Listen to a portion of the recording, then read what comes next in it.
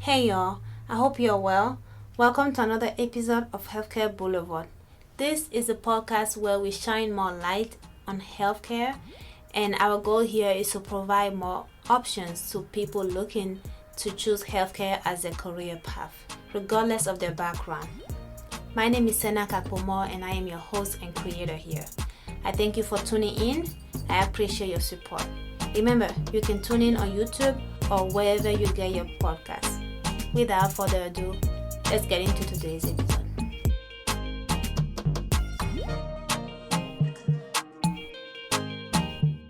All right, Vardians, welcome back to another episode, another interview. I am here today with Narmeen. Sorry, am I saying that right? I always mess up Narmeen, people's names. yes, correct. Okay. I am going to have her introduce herself, and then we'll get started. Narmeen, welcome to Healthcare Boulevard. How you doing? Good, how are you? I am well, thank you. Go ahead, Thank tell you us for having more. me. Oh, of course, of course. I'm glad that you were able to take out the time. There's a great distance between us in terms of time. Yes, I'm Um, in Australia. yes, it is literally Saturday over there, and we still have Yeah, a good amount of hours to go before we end Friday here. So yeah, it's it's crazy. very fun. So tell us more about yourself, what you do. Of course. So like you said, my name is Narmeen. I am a new graduate occupational therapist. So I only just graduated in December, and then I had the official ceremony in July, as you know, as it happens, a bit Mm-hmm. delayed, but that's okay. Um, but I've been practicing since January, and I'm still in my first job because I quite enjoy it, so it's Mm-hmm. good. I work in inpatient rehabilitation at a private hospital, um, mainly working with adults because that was kind of the path I wanted to go down. Um, and I just got lucky that, I got a job that I really wanted.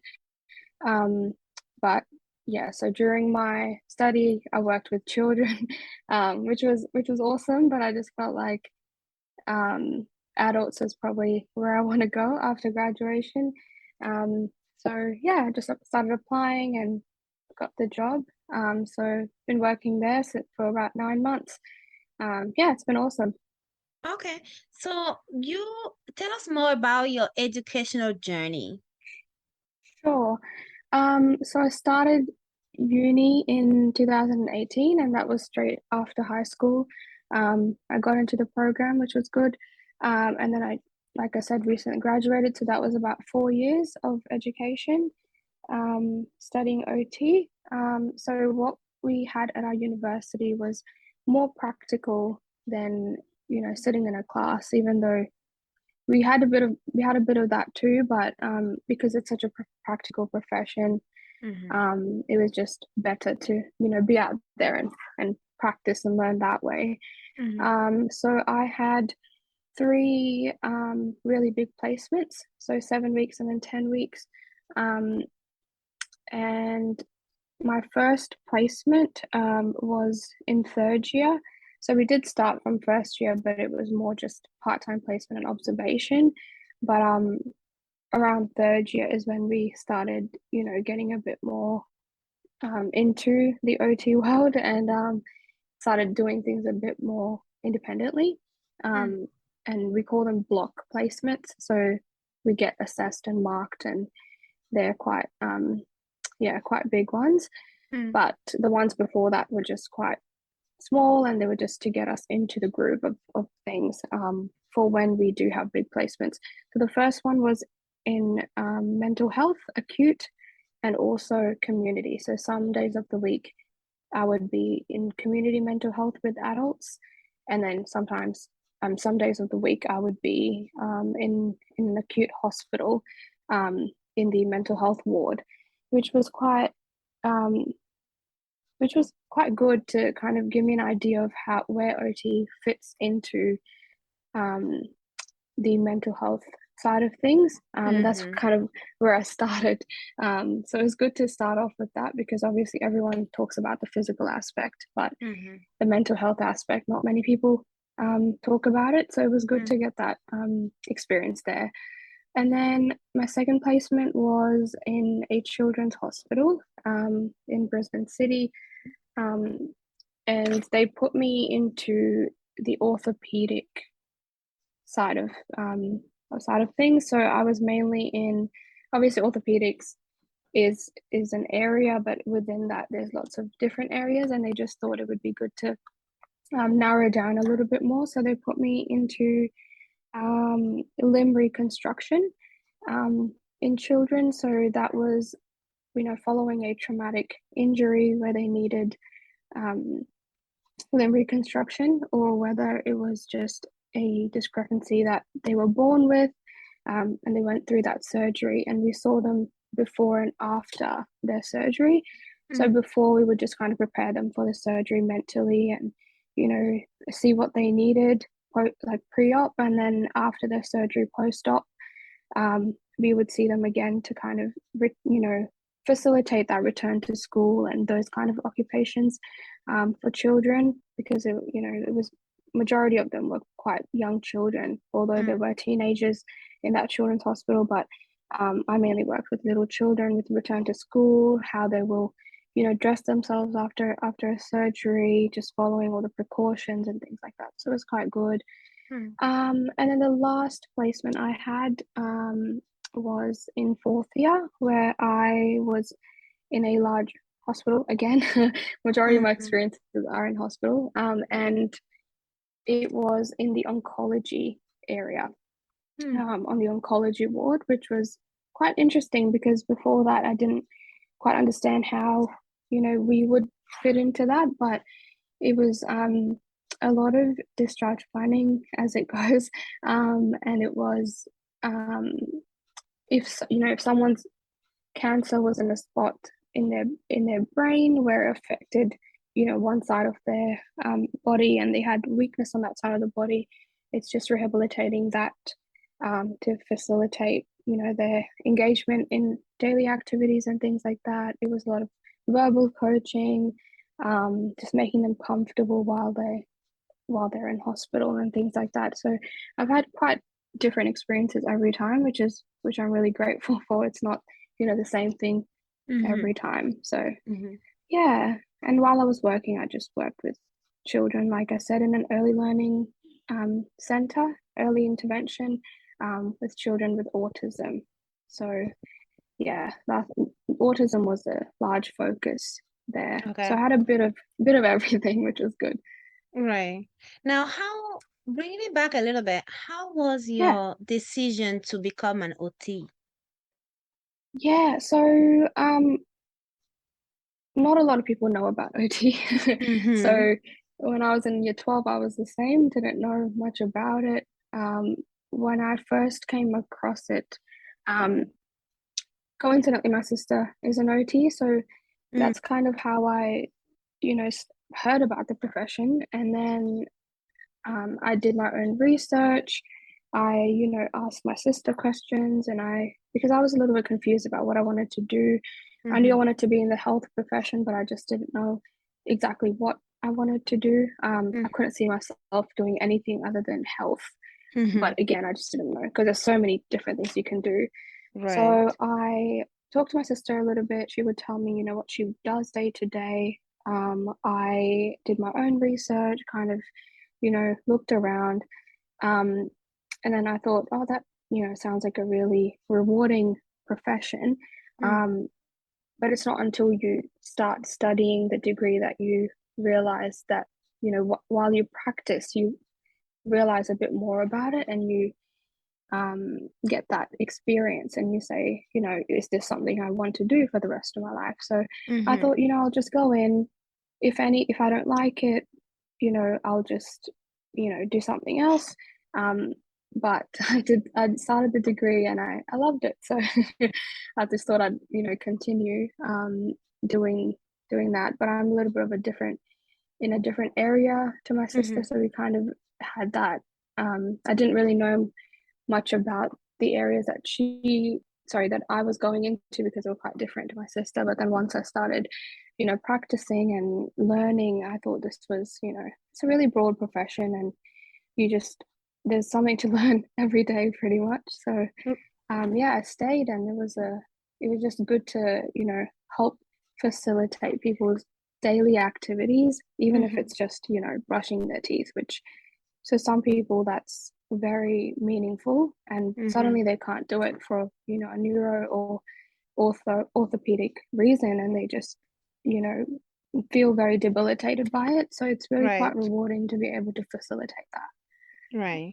Now, what Yeah. level of degree is required for OT? Is it doctorate, master's, bachelor's, or something totally different? Yeah, so in Australia, we can just do a bachelor's, and Okay, we'll be able to practice across all areas. okay, And that's all you kind of need to, yeah, be able to practice. But okay. I do know in Now, other countries you would need a doctorate, yeah, right. and So things over like that. here in the US, a master's is required, and then Ah, yes. they do have the option for a doctorate option. Yeah. But that's not Oh, required okay. per se. Yeah. Now, Ah, that's speaking interesting, of, yeah. yeah, it's very interesting. A lot of degrees, or I should say healthcare professions, are moving in that. Even myself as a PA, right now only a Yeah. master's is required, but we Oh, do have okay. the doctorate option. There was a time Mm-hmm. where only a bachelor's was required. So it's like Oh, slowly a lot of healthcare professionals, at least in America, have been moving the degree requirement upward. So it's interesting to see that yeah, definitely. the barrier of entry, at least in Australia, is lower, which is great because you can actually start Yeah. working in your profession Yeah, much and there's quite a earlier. big, yeah, sorry to interrupt. Mm, Quite a big demand at the moment as well. So I think they're just trying to facilitate that a little bit more. But yeah, it's right. been a bachelor from, I think, since Okay. I've, been in the profession. So Okay. yeah, it's quite Now, interesting how it's different.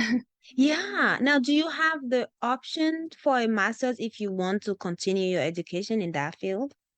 Yes, 100%. So you Okay. can do a master's in whatever you Oh, like in within the okay. profession, or yeah.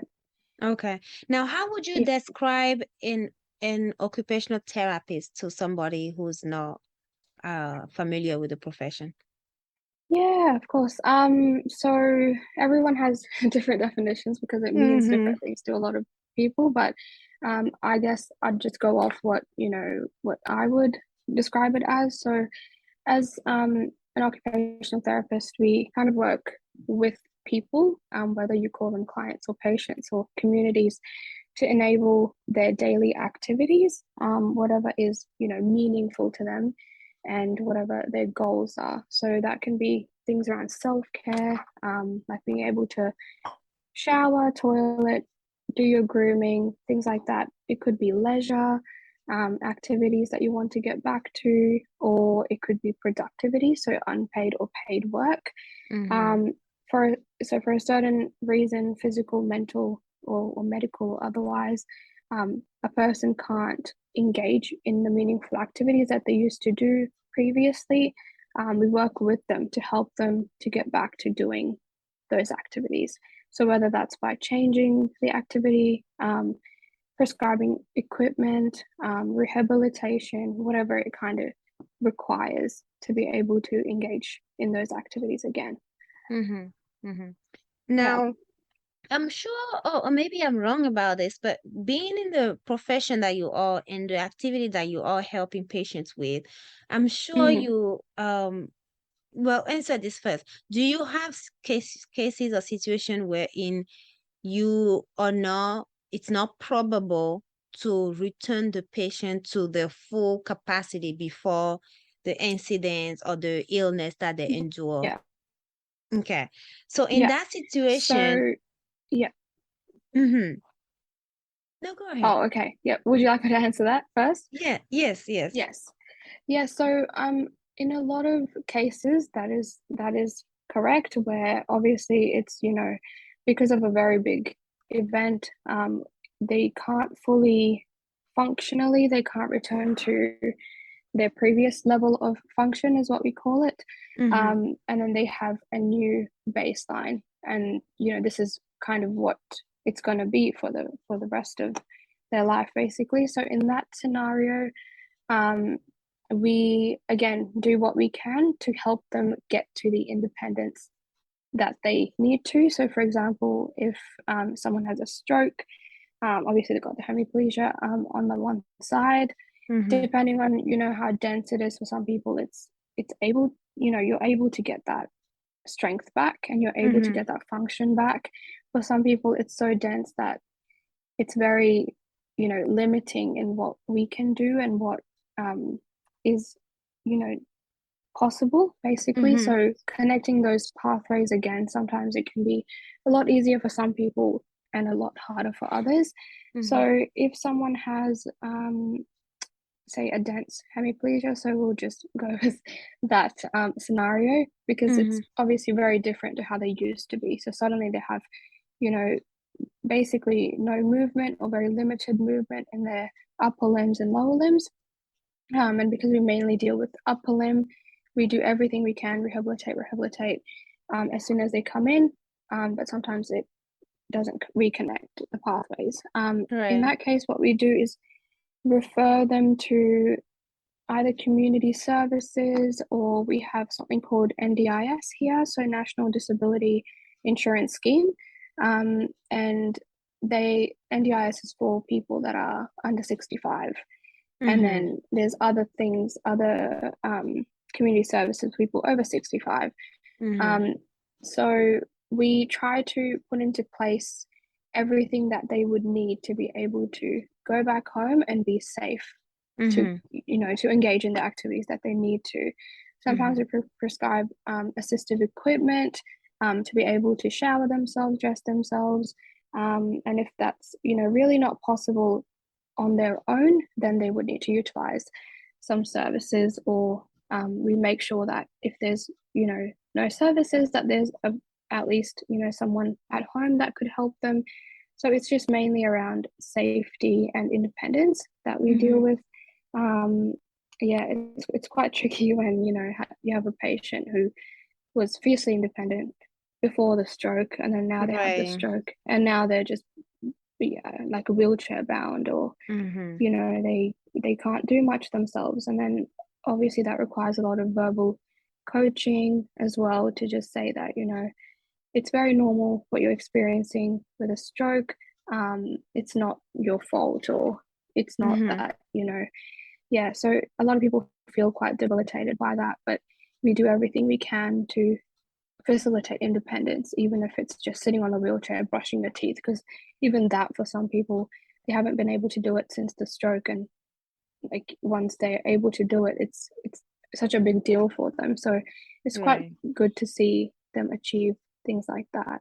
But yes, you're right, it can be quite difficult when we do everything we can, but they're still very limited.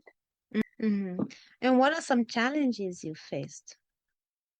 So I mainly had a couple of challenges just because I was a new graduate. I'm not sure if that would have been the same if I, had been an experienced OT, but for me personally, I was kind of, there was a lot of supervision, lots of support, but as a new graduate, there's always challenges. The team's great.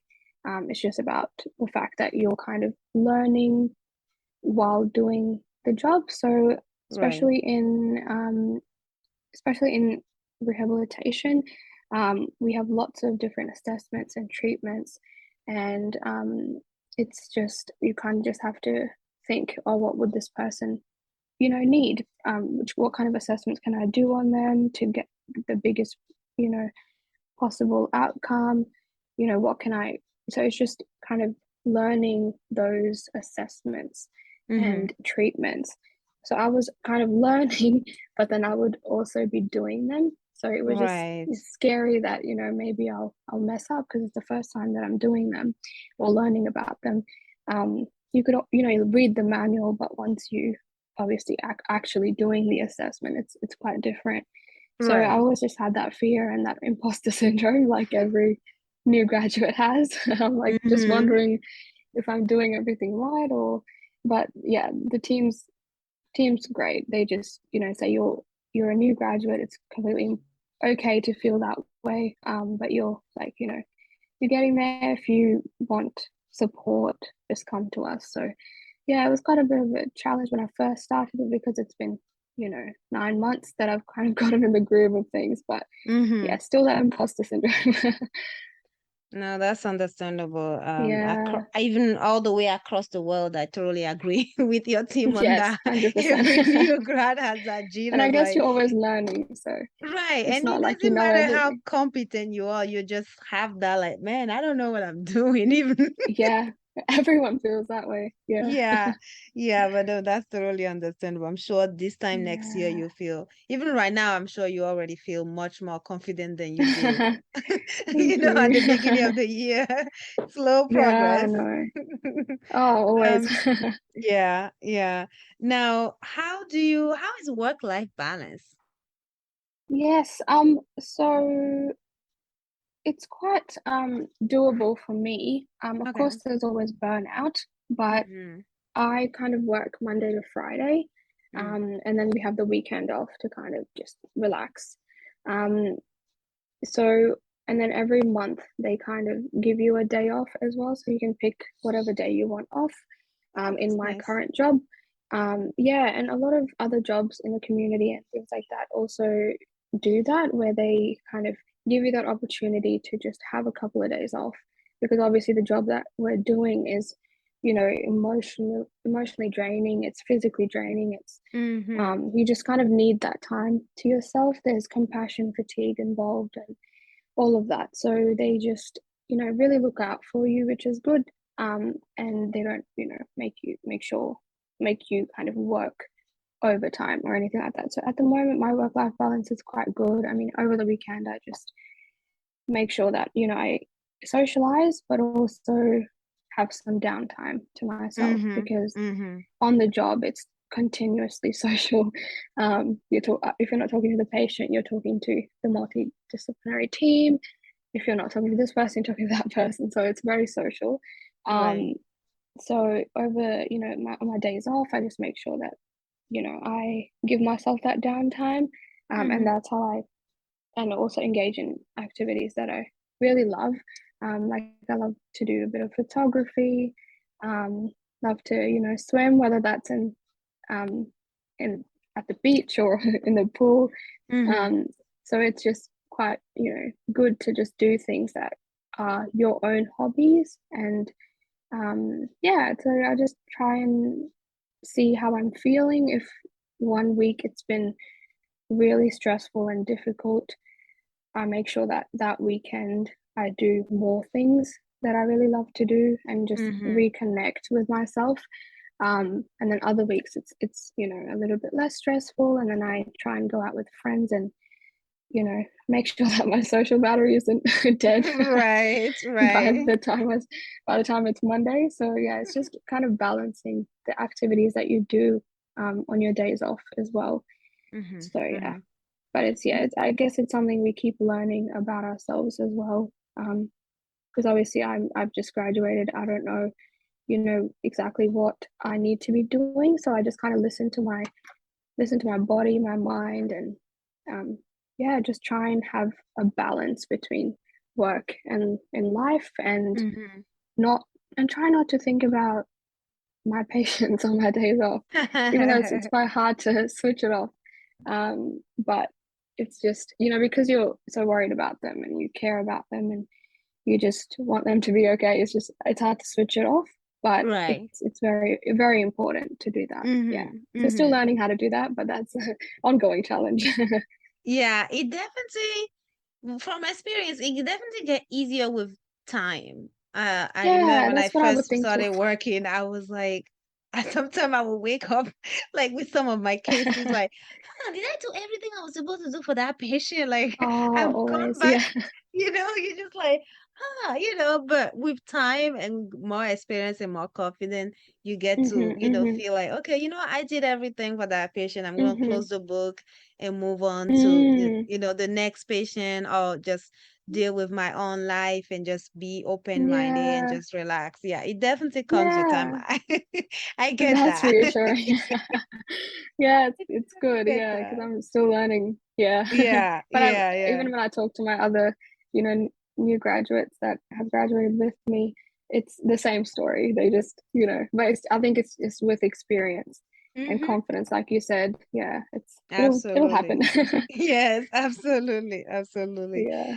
Now, any future professional goals or aspirations for yourself? So I just got lucky that, I got into a job that I quite enjoy, but of Mm, course you won't just continue in the, same kind of field because OT is very broad. mm, And it's something that you have to do as an OT is personally, I think that it's good to kind of expand to other areas. So right mm-hmm, now I'm in inpatient rehab.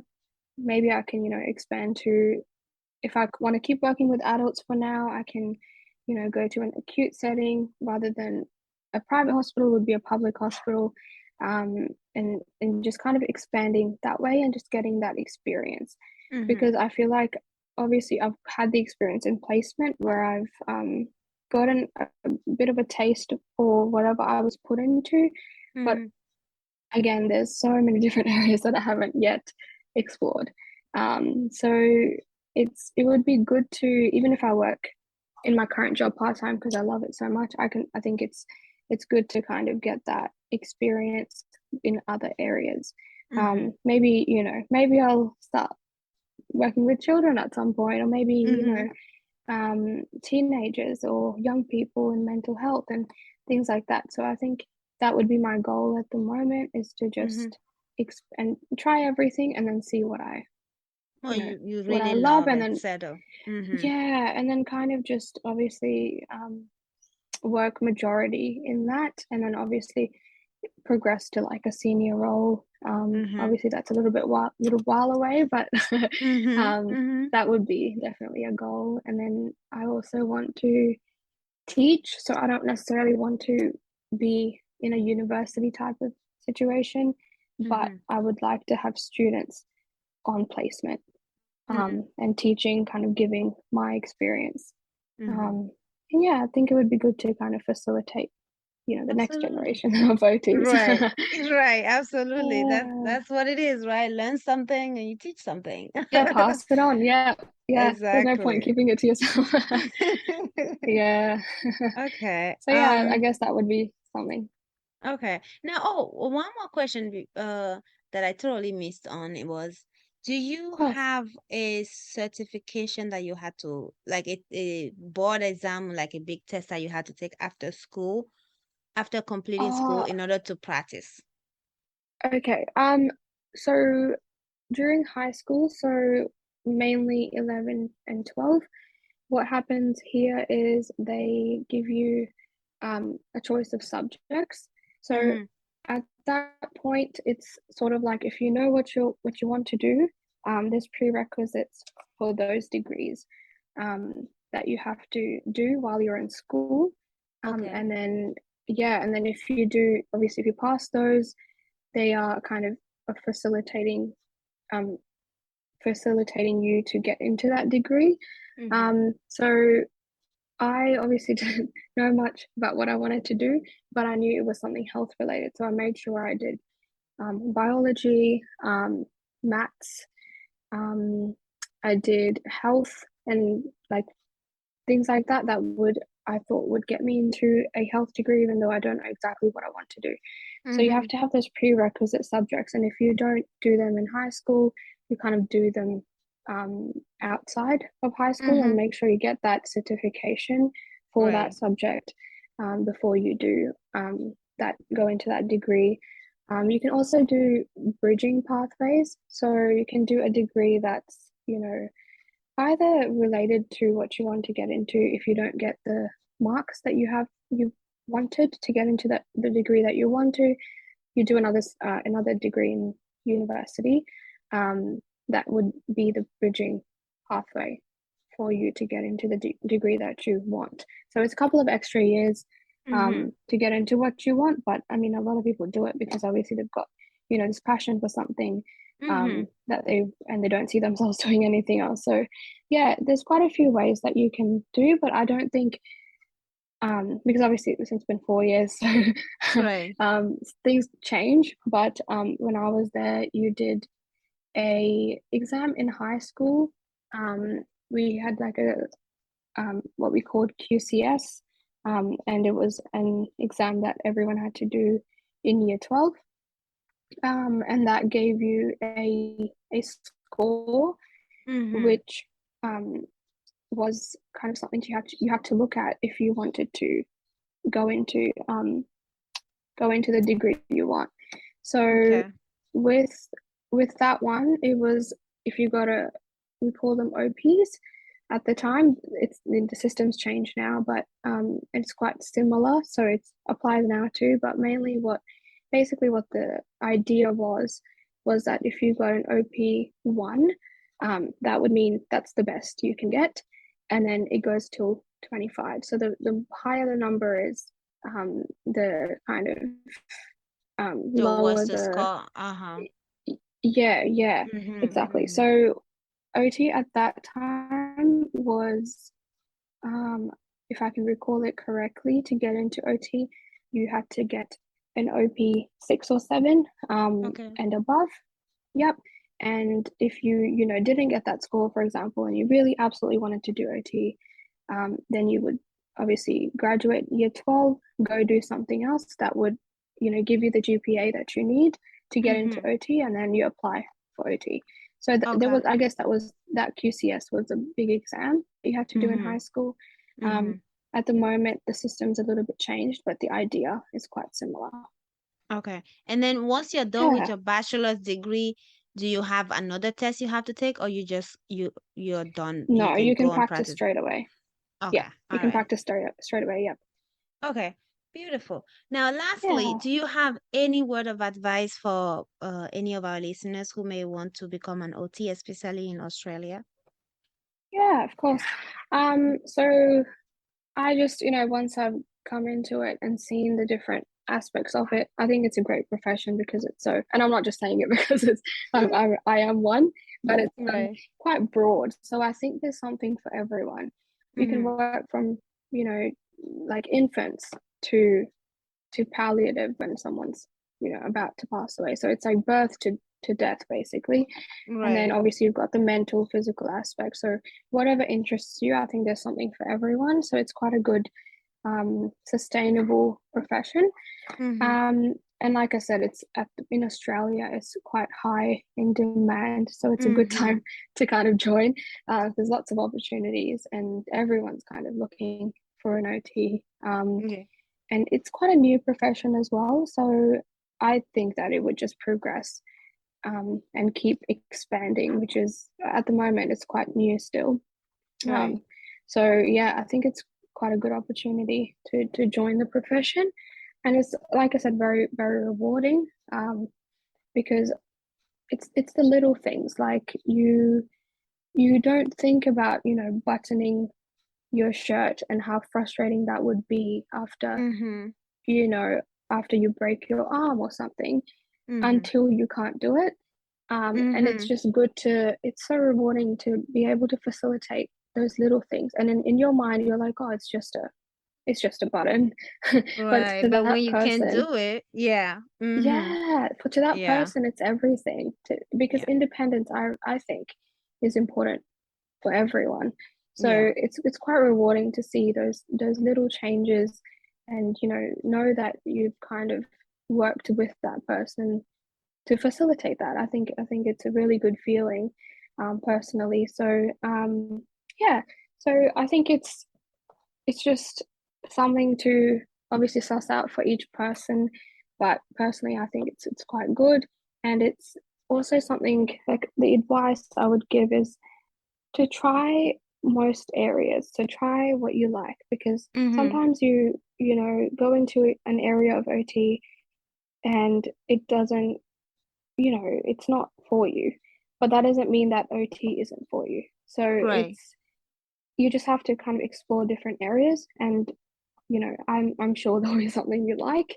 Mm-hmm. Because because you can't just say, oh, I don't like working with children. I don't think I can be an OT. It's not for me. But then you would, try and work with adults in a hospital, and you'd be like, oh, I love it. So it's every area isn't, I guess, representative of OT as a general profession, because Right. what we do is so different in every area. All right, y'all. So the Zoom went out. I still don't use Zoom Prime or pay for Zoom, so we didn't get to say goodbye on air. But y'all hid and heard her final thoughts. Thank you. Bye. Alright, that's all I have for you today. Thank you again for joining me. I appreciate you. Please subscribe, follow, like, comment, and share.